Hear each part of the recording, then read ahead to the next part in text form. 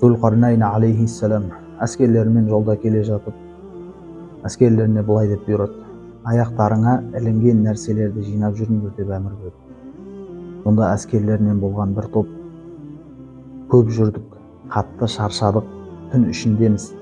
Оған қоса аяғымызға ілінген нәрселерді жинап болса қиналамыз ба, еш нәрсе жинамаймыз деген шешімге келеді. Ал екінші бөлігі болса, қолбасшымыз бұйырған екен, әміріне бағынайық. Аз ғана болса да жинайық, өйткені қолбасшыға қашанда бағыну керек деп аз ғана жинайды. Ал үшінші топ болса, қолбасшымыз еш нәрсені босқа әмір етпейді, міндетті түрде бір нәрсені біліп айтқан болу керек, әмірін орындаймыз деп бүкіл қаптарын бетіне дейін толтырады. Таң атқан кезде бүкіл әскер түнде алтын қойнауынан өткендерін түсінеді. Аяқтарына тиген нәрселердің алтын екенін ешкім аңғармаған болады.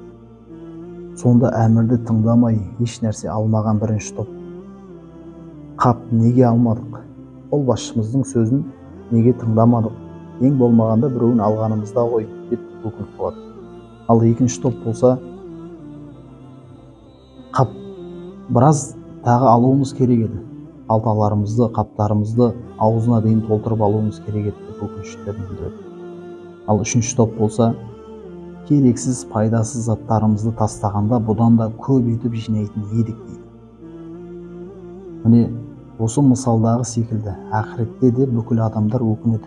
Кәпір болған адам: неге иман етпедім? Сенгенімде ең болмаса жаһаннамға түссем де иманның арқасында соңында бәрібір жәннатқа кірер едім дейді. Мәңгілік тозақтан құтылар едім дейді. Ал мұсылман болғанымен сауабы аз болған кісі: бұдан да көп сауапты істер жасауым керек еді, бұдан да көп нығметке қауышар едім дейді.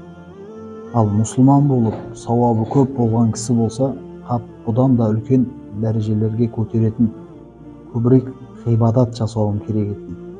Көбірек садақа беріп, көбірек ораза тұтып, көбірек сауап жинайтын амалдар жасауым керек еді деп өкінеді.